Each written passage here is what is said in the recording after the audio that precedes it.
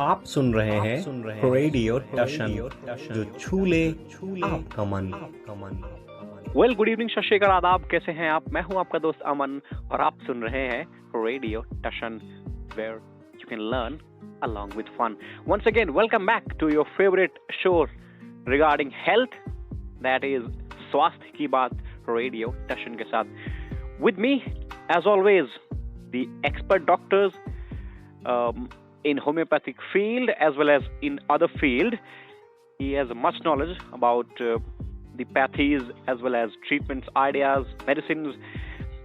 He is an official doctor for Radio Tashan, Mr. Shri Prakash Pandey ji. Once again, welcome back in the 6th episode of Health Talk or Swasthya Ki Baat with Radio Tashan. जी नमस्कार दोस्तों को, बहुत बहुत नमस्कार. और मुझे पूर्ण विश्वास है कि श्रोतागण आजकल तो नवरात्र चल रहे हैं, वैसे ही स्वस्थ हो गए. Yes, before I start the show, it will be only fair to wish you all a very, very happy Shardiya Navratri. I think it's a second day, if I'm not wrong. So most of you... Actually third. Yes, third, sorry. Most of you would have, have been in a fasting situation. आप में से कईयों ने व्रत रखा होगा, कईयों ने पहला और आखिरी रखने का प्रण किया होगा. तो जो भी व्रत है और नहीं भी है, आलू तो खा ही रहे होंगे. वो मजेदार चीज होती है. मतलब कई बार हम लोग बचपन में जब पढ़ते थे तो झूठ बोल भी देते थे, व्रत है जी ताकि आलू मिल जाए. तो वो चीजें हैं. बहरहाल आजकल तो अब शादीशुदा लाइफ है, तो अगर मैं नहीं भी हूँ, बीवी है तो बनाती है, तो ये होता है कि ठीक है मुझे मिल जाता है, मैं चाहे व्रत रखूं ना रखूं. और ऐसी आशा करता हूं कि 9 दिन हैं और 9 अलग अलग दिन अलग अलग देवियों के नाम से हैं, उनकी पूजा की जाती है. तो ऐसी स्थिति में आप ये उम्मीद कर सकते हैं कि अलग अलग देवियां आपको अलग अलग आशीर्वाद से आपको बख्शेंगी, या जो भी कह लीजिए आप. तमाम सारी चीजें होंगी. विजय दशमी के दिन अच्छाई पर, जो अच्छाई की जीत होती है बुराई पर, वो दशहरे का जो त्योहार है, मैं उस पर डीपली जाता जाऊंगा नहीं, क्योंकि वो बड़ा वैसा विषय है. उस पर थोड़े समय में कुछ बात की जाए तो मजा नहीं आएगा. वो कौन भूल सकता है रामायण का वो दौर. इस पे अमन, हम शॉर्ट में केवल इतना कह सकते हैं कि इस शारदीय नवरात्र का जो मूल महत्व है वो इस कारण से है. वैसे तो नवरात्र साल भर में 4 होते हैं, तो गुप्त नवरात्र भी होते हैं. लेकिन इस नवरात्र का महत्व जस्ट इतना है कि भगवान श्री रामचंद्र जी ने, यानी कि श्री हरि विष्णु के जो अवतार 12वें अवतार थे, यानी कि 12 कला के अवतार थे, उन्होंने 9 दिनों तक लगातार महादेवी दुर्गा जी का, उनके अलग अलग 9 रूपों का 9 दिनों तक आवाहन, पूजन, हवन करने के बाद फिर वो रावण के साथ लड़ने को प्रशस्त हुए थे, और निश्चय ही उन्हें जीत भी मिली थी इसमें. तो बस ये मूल कारण है दशहरा या विजयदशमी का. लेकिन स्वास्थ्य की दृष्टि से मैं दोस्तों से ये कहना चाहूंगा कि आप जो लकड़ी और काठ का रावण जलाते हैं, उस रावण को न जलाएं, बल्कि करबद्ध प्रार्थना ये है कि हमारे हृदय में जो घमंड रूपी जो रावण विराजमान है, अगर हम उसे जला सके तो वास्तव में रावण को जलाना सार्थक होगा. और श्री रामचंद्र जी ने जो किया ना, वो जायज भी था, क्योंकि इतने महाप्रचंड, प्रकांड, बुद्धिमान, महाबलशाली व्यक्ति को हराने के लिए, व्यक्ति कहना ठीक नहीं, राक्षस योनि से वो था, तो व्यक्ति कहना शायद सार्थक नहीं है, लेकिन वो अपने कई श्लोकों में रामचंद्र जी ने भी कहा है, इस पर बहुत चर्चा हुई कि वो बहुत बुद्धिमान व्यक्ति था. तो उसको हराने के लिए इन माताओं की पूजा करना, उनका हवन करना बड़ा जरूरी था. तो उन्होंने वही किया और सभी माताओं ने मिलकर उनको आशीर्वाद दिया. और अंत में आपने देखा हुआ कि हालांकि उसमें विभीषण का बहुत बड़ा रोल है, इससे इनकार नहीं किया जा सकता, लेकिन वो भी हो सकता है कि उन माताओं की इच्छा रही हो. खैर, ये तो मेरी अपनी जानकारी थोड़ी मोड़ी मैंने वो कह दिया. और बाकी धार्मिक विषयों पर भी जल्दी ही कुछ रेडियो कर पाए, ऐसी मैं आशा करता हूँ. और उसमें आप सबका सहयोग चाहिए होगा. तो जो भी लोग ऐसे हों जो इस विषय में अच्छी जानकारी रखते हो, वो सादर आमंत्रित हैं आप इन विषयों पर चर्चा करने के लिए. खैर, अभी हम अपने शो में आगे बढ़ते हैं. as you all know, winter is approaching slowly. Today's, if I talk about day, was very cold. You know, it's wind blowing early in the morning and in the evening as well. So it was very cold. ये आती ठंड है, लगेगी तो बड़ी खतरनाक तरीके से लगेगी, आप सब जानते हैं। तो आज का जो विषय है, सर्दियों में होने वाली तमाम बीमारियां, उनके कारण, उनके बचाव और अगर ट्रीटमेंट है तो क्या। तो डॉक्टर साहब, आपकी ओपनिंग लाइंस या फिर opening sentences about the common disease in the winter season. वैसे अगर सच कहें तो अगर हम नियम और संयम से रहना सीख लें तो सबसे आसान इन डिजीजों से लड़ सकने में सबसे जो आसान तरीका या सबसे आसानी जो होती है वो सर्दियों में ही होती है। सबसे बड़ी बात क्या है कि सर्दियों में आप जी भर के खा सकते हैं, मन भर के खा सकते हैं और अच्छी से अच्छी फल सब्जियां आदि भी उपलब्ध होती हैं।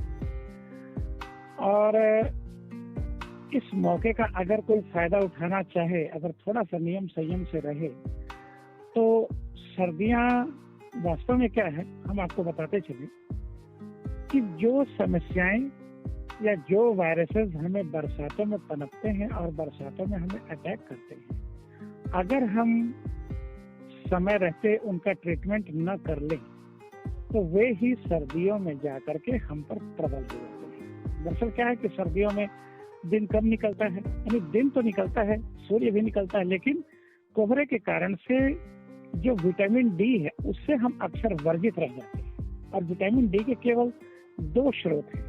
पहला तो सरसों का तेल, मुख्य रूप से 2 स्रोत हैं। पहला सरसों का तेल और दूसरा सूर्य के प्रकाश, यानी सूर्य के प्रकाश के माध्यम से पहुंचने वाली हम तक जो उसकी गर्मी है, जो वार्म उष्मा है, वो ये 2 श्रेष्ठतम विटामिन डी के स्रोत हैं। अब होता क्या है कि हर पल तो हम सरसों के तेल पोत करके रह नहीं सकते और सूर्य की रोशनी में सूर्य की अल्ट्रावायोलेट किरणें वैसे तो बहुत घातक होती हैं, किंतु शीतकालीन समय में, शारदीय समयों में ये हमारे लिए अति लाभकारी भी होती हैं, जो दूसरे वायरसेस को मारती हैं। बट होता क्या है कि कोहरे के कारण से सूर्य दिखते नहीं, नतीजा हम विटामिन डी के 1/2 यानी 50% स्रोत को ही केवल कलेक्ट कर पाते हैं और फुल प्राप्त करने में असमर्थ होते हैं। ऐसी दशा में जरूरी यह है कि बरसात में जो हमने अपने प्रबंध किए हैं रोगों से लड़ने का, अगर उसे हम सही मायने में सही ढंग से अगर सही समय रहते ट्रीट कर लें अपने आप को, तो सर्दियों में हमें रोग अलग से व्याप्त नहीं हो सकता। लेकिन हाँ, जो रोग अगर हमने बरसातों में पाए हैं और उनका हमने कोई निदान नहीं किया या नहीं कर सके किन्हीं कारणों से, वो रोग अवश्य ही सर्दियों में प्रबल होते दिखाई पड़ते हैं। और सर्दियों में सबसे बड़ी समस्या होती क्या है कि ये जो मौसम का जो बदलाव, ये जो डाइवर्जन पीरियड्स है, जो एक मौसम से दूसरे मौसम में जो कन्वर्शन या यूं कहें कि जो चेंजेस हैं, the time of changes, these are always very danger. इस समय पर संभलने की सबसे ज्यादा जरूरत है। और इसके अतिरिक्त अगर हम कहें तो केवल ये कहेंगे कि सर्दियों में अगर हम सिर, छाती, कमर और पैर का तलवा, इतने चीजों को अगर हम सुरक्षा प्रदान कर लें तो लमसम रोगों से लड़ने की क्षमता हमें दोगुनी हो जाती है। तो ये तो थी इस विषय पर संक्षिप्त बट बेहतरीन जानकारी। संक्षिप्त सारांश कह सकते हैं। बेसिकली सर्दियों में, अच्छा, ये सर्दी से निकल कर आया शारदीय नवरात्र, आप एक बात ये भी यहाँ नोट कर सकते हैं, इसलिए इसको शारदीय नवरात्र भी शायद कहा गया। अभी डॉक्टर साहब ने एक शब्द का यूज किया था, शारदीय, तो मुझे लगा शायद इसका कोई लेना देना हो। खैर, नहीं भी है तो कोई बात नहीं। इतना ही केवल लेना देना है कि जैसे भारत में यह माना जाता है कि ऋतु में 6, ग्रीष्म, वर्षा, हेमंत, शिशिर, शारद, बसंत, यानी सर्दी, बसंत। तो इसीलिए शायद इसको ये नाम दिया गया होगा। शिशिर और सर्दी ये लगभग एक दूसरे के चोली दामन का रिश्ता है इनका। जिस प्रकार बरसात और हेमंत का, इसी प्रकार बसंत और ग्रीष्म का भी चोली दामन का रिश्ता है। तो सहज करने के लिए किसान परिवारों ने इसे सीधे गर्मी, वर्षा और जाड़ा कह करके बांट दिया। Right, these were some extra details about the Indian climax or weather changes and what type of disease can take place in your body if you are not aware of the following things which has been just explained in the message. Now coming back to the point. तो basically क्या क्या ऐसी diseases हैं जो सर्दियों में खास तौर पर होती हैं शुरुआती दिनों में? सर्दियों में शुरुआती दिनों में अभी हम बरसाती गर्मी से गुजर रहे हैं। अभी बीते कल कहीं कहीं पर ऑलरेडी ऑल ओवर इंडिया कहीं पर हल्की, कहीं पर मध्यम, कहीं पर भारी बरसात हुई है, जो सर्दी के प्रखर होने का यानी कि प्रकांड सर्दी पड़ने का एक सूचक भी है, इनिशियल इंडिकेशन ये कि सर्दी जबरदस्त पड़ेगी। और ये भी हो सकता है कि अगर किन्हीं कारणों से कोहरा पड़ती है तो कोहरे में ठंड तो नहीं लगती, लेकिन कोहरे में वायरसेस का आगमन यानी वायरसेस का प्रबल होना स्वाभाविक है, सूर्य की रोशनी न मिलने के कारण से। और इसमें सबसे ज्यादा अभी जो शुरुआती दौर में है, इसमें ये गर्म सर्द की समस्याएं सबसे ज्यादा हो सकती है। और गर्म सर्द के साथ साथ मलेरिया और डेंगू अभी गए नहीं, ये ध्यान रखना होगा हमें। कोरोना भी तो 2019 से हमें तंग कर रहा है, जो सर्दियों में और भी प्रबल हो जाएगा। गर्मियों में तो कुछ कंट्रोल रहता है, लेकिन सर्दियों में और भी ज्यादा प्रखर हो जाएगा। टीबी, जो शीत प्रधान रोग हैं, उनकी सबसे ज्यादा संभावना रहती है, जैसे ट्यूबरकुलोसिस हुआ, या जिन्हें जोड़ों गांठों आदि में दर्द है, जॉइंट पेन्स, गाउट्स, गठिया आदि वगैरह जो कहते हैं, बात, गठिया, ये समस्या है। सर्दियों में गैस की एक ज्यादा समस्या होती है बहुतों को, जो लोग बैठोले किस्म के हैं, क्योंकि सर्दियों में कहीं आना जाना हो नहीं पाता, घूमना फिरना हो नहीं पाता। जैसे जैसे सर्दी बढ़ेगी तैसे तैसे आदमी बैठोला होता चला जाएगा।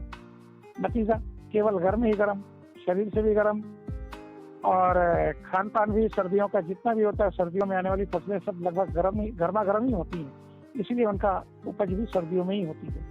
तो ऐसी दशा में क्या होता है कि गैस अधिकतर बनते।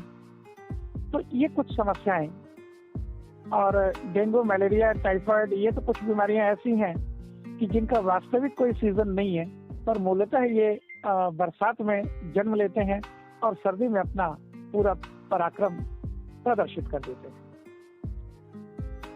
हाँ, तो इन बीमारियों से बचने के अक्सर आप कुछ कह रहे थे? सर्द गर्म अक्सर सभी को परेशान करता है। ये तो हर मौसम में होता है, लेकिन जो मौसमों के बदलाव होते हैं उनमें ज्यादातर देखने को मिलता है। सिर दर्द, नजला, जुकाम, बुखार। मिनट भर में क्या पता चला कि आप खेत से आए या कहीं कॉलेज से आए, बिन बिचार ही पानी पी लिया, सर्दी का मौसम है, ये थके हारे आए और फट से पानी पी लिया, बस कुछ करने की आवश्यकता नहीं। Without having trigger you are getting the eyes.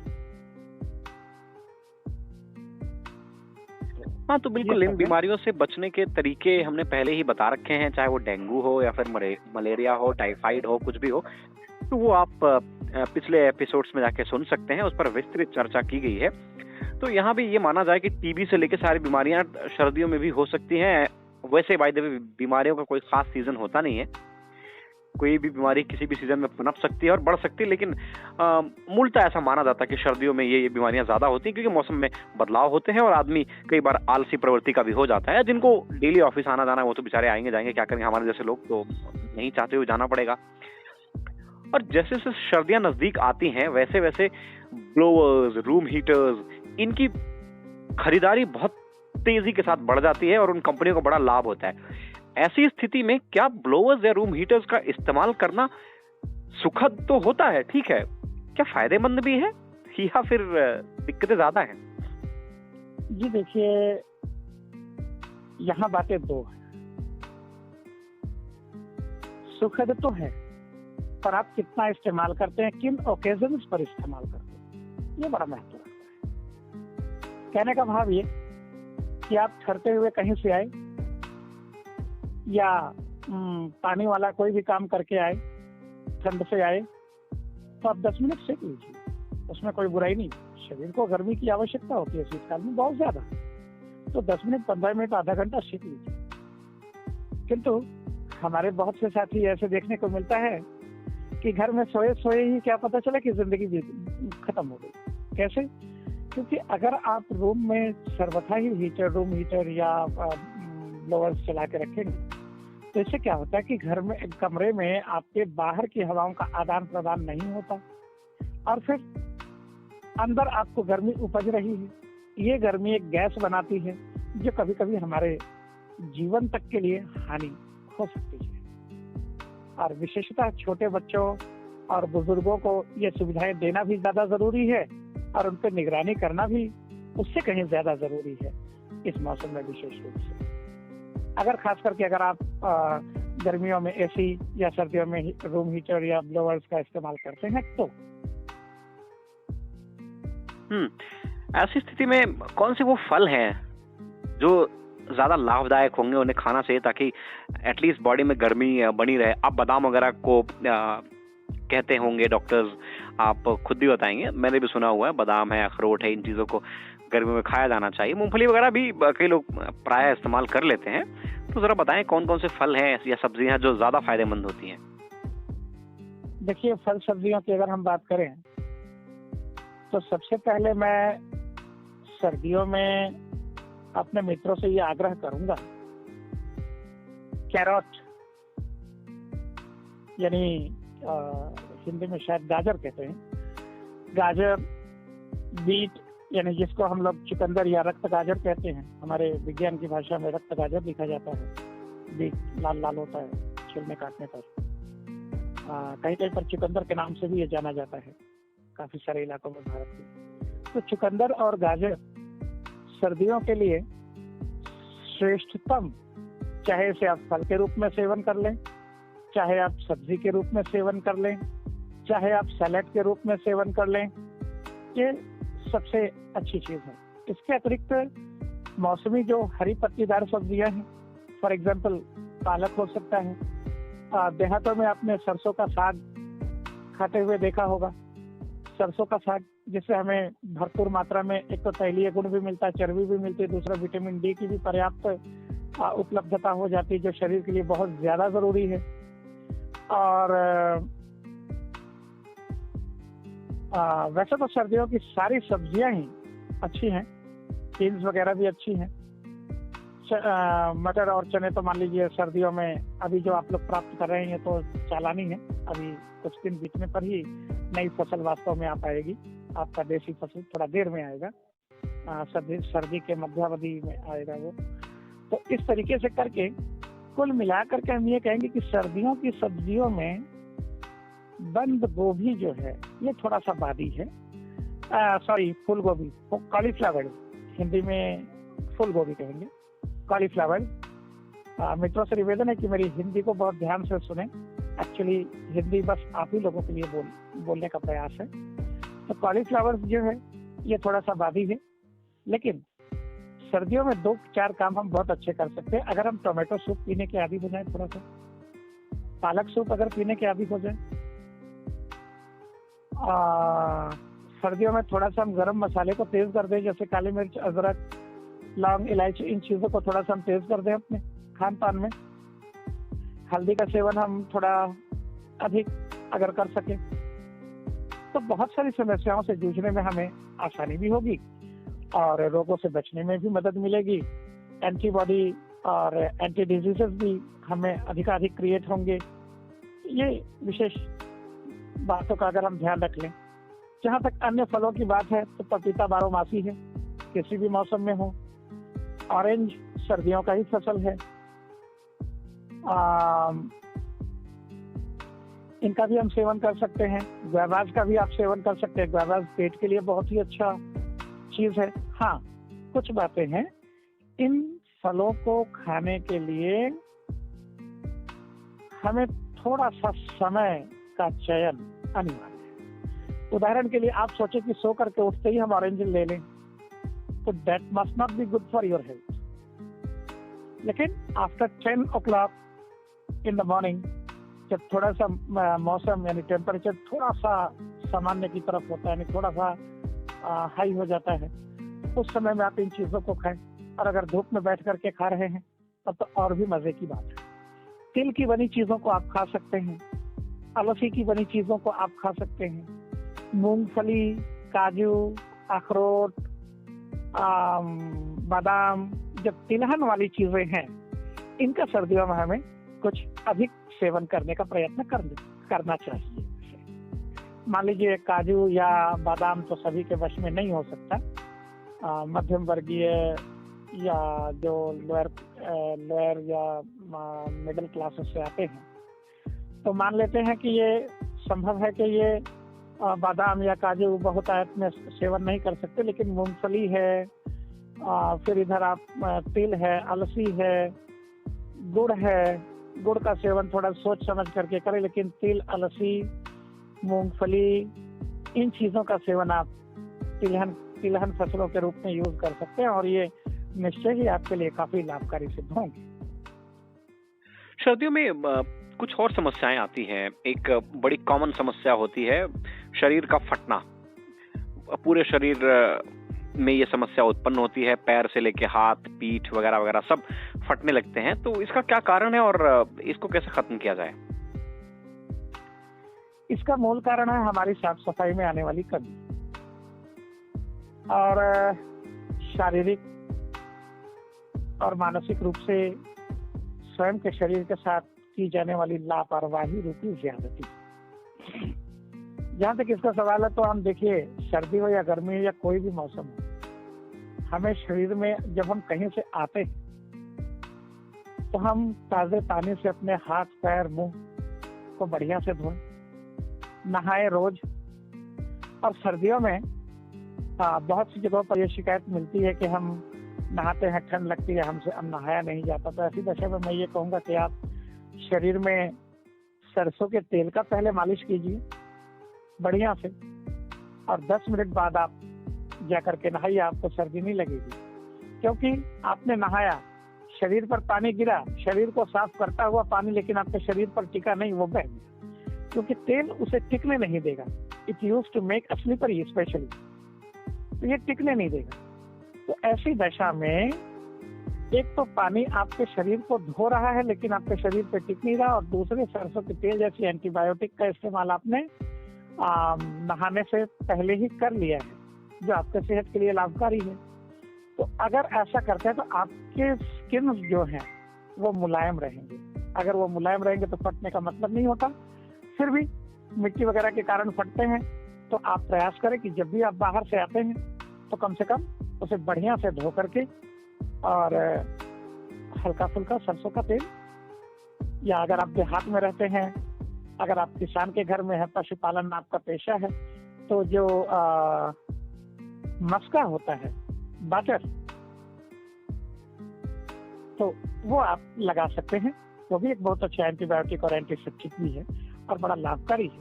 मांस, चमड़े को नरम करने का, मुलायम रखने का सबसे सुंदर तरीका मस्का है।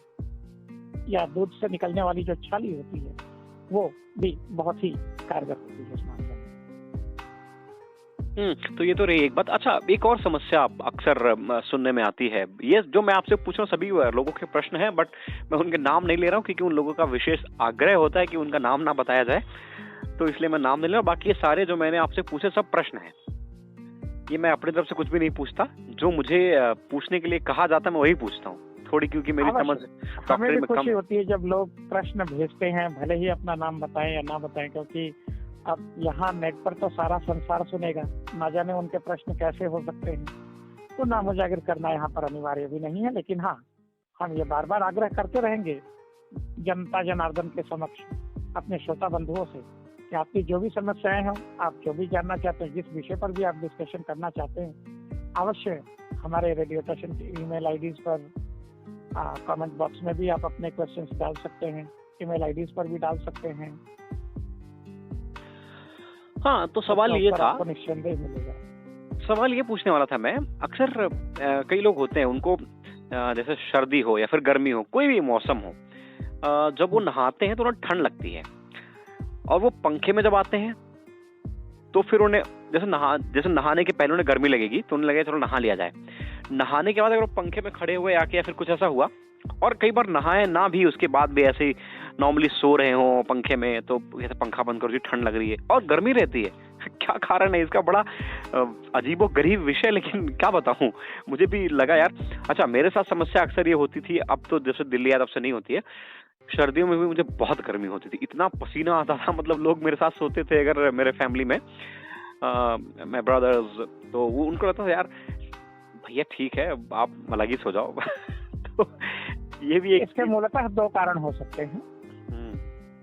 पहला तो ये कि अगर आप कभी हीमोफीलिया, ब्रोंकाइटिस, ब्रोंकोन्यूमोनिया या स्नोफीलिया के शिकार रहे हैं तो संभव है कि कभी कभार आपको ये चीजें महसूस हो सकती हैं, या फिर उसका अगर ढंग से इलाज नहीं हो सका है तो भी ये संभावनाएं कई बार बनी रहती हैं।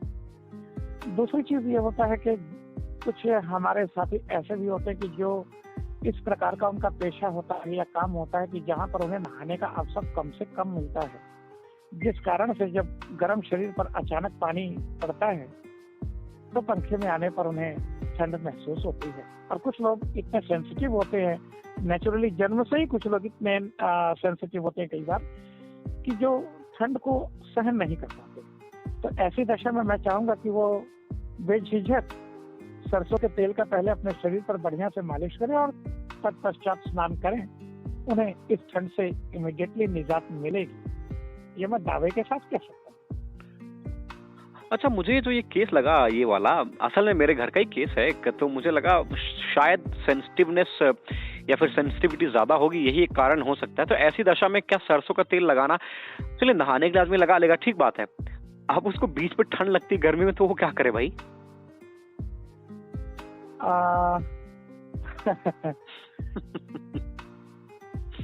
गर्मियों में भी आप ये कार्य कर सकते हैं, किंतु ध्यान रखें कि सर्दी हो या गर्मी हो, आप सरसों के तेल का इस्तेमाल नहाने से 10 मिनट या आधा घंटा पहले करें। गर्मियों में आधा घंटा पहले और सर्दियों में 10 मिनट पहले। और केवल तेल लगा लेने से नहीं होगा, उसे बढ़िया से सुखा लें शरीर में।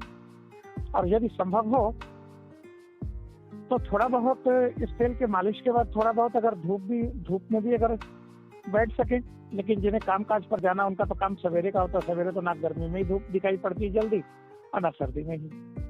तो ऐसी दशा में तेल आप किसी भी मौसम में लगा सकते हैं। तेल हर मौसम में हमें लगाना चाहिए। वास्तव में मात्राओं का फर्क रखना चाहिए, बट तेल हम हर मौसम में लगा सकते हैं। थोड़ा ढीले ढाले अगर हम कपड़ों को पहनने की आदत डाल लें तो उससे विशेष कोई दिक्कत नहीं है। पर नहाने के बाद अगर आप तेल का इस्तेमाल करते हैं तो एक तरफ तो कपड़ा खराब होने का पहले ही डर होता है जिससे आपकी शान मरती है, और दूसरा वो फिर गर्म ही करेगा। इसलिए गर्म को आप पहले ले लीजिए, तेल को पहले आप शरीर में सुखा लीजिए, नहाइए आप बाद में, तब आपको दिक्कत नहीं आएगी। तो ये था आज का हमारा स्वास्थ्य की बात, सर्दियों में होने वाली सामान्य बीमारियों पर आधारित शो। उम्मीद करते हैं आपको पसंद आएगा जब आप सुनेंगे। यदि आपकी कोई प्रतिक्रिया हो तो आप हमें हमारी email ID feedback, it's FEED, feed BACK back RADIO radio TASHAN@gmail.com. It's a very big large email ID. I'm so sorry for that. I'll try to make it more smaller so you people can remember it easily. But again, if you want to send anything about this episode, previous one, or the next one, whatever you want, you can simply mail. Or if you want to send your queries on WhatsApp, you can simply do it by saving this number in your contact list, that is 7011208181 by the name of Radio Tashan. So thank you so much, Doctor, for your valuable time. I really hope listeners will enjoy this show. मुझे भी बड़ा मजा आया श्रोता बंधुओं के साथ बात करके। और चलते चलते एक आखिरी बात कह देना चाहेंगे साथ ही साथ, वो ये कि मित्रों, ये हमारा संभवतः 6th एपिसोड है। इस एपिसोड में हमने जिन भी विषयों पर चर्चाएं की इन्हें आप धरा सकते हैं, आपको कोई असुविधा नहीं होगी। लेकिन हाँ, यह है कि भाई अगर इन चीजों को हल्का फुल्का आजमाने के बावजूद भी आपको कोई असुविधा जान पड़ती है तो अवश्य ही अपने वैद्य या अपने डॉक्टर से एक बार सलाह ले लें, या ना भी लें तो जो भी चर्चा यहाँ पर हमने की है, इन चर्चाओं में आई हुई सारी बातों को आप अपने शरीर पर आजमा सकते हैं और हमें विश्वास है कि आपको कोई भी असुविधा होनी नहीं चाहिए और ना होगी। लेकिन फिर भी अगर होती है तो इसका मतलब ये है कि आप संबंधित किसी साइड डिजीज से भी अवश्य पीड़ित हैं। तो जी, बाकी बेझिझक यही एक ऐसा एपिसोड अभी तक हमें मिला है कि जिसमें हम कह सके हैं कि इसमें आप जो भी बातें हैं उसको आप आजमा करके अपने शरीर पे अवश्य ली। अच्छा, इसीलिए मैंने डिस्क्लेमर में वो नहीं कहा क्योंकि मुझे पता था इसमें हम कुछ ऐसा डिस्कस करेंगे नहीं, हम एलोपैथिक या एंटीबायोटिक दवाओं के नाम बताने वाले हैं नहीं, तो इसलिए मैंने ऐसा कुछ कहा नहीं। बहरहाल डॉक्टर साहब, आपने समय दिया इसके लिए आपका बहुत बहुत शुक्रिया। बहुत बहुत धन्यवाद। नमस्कार।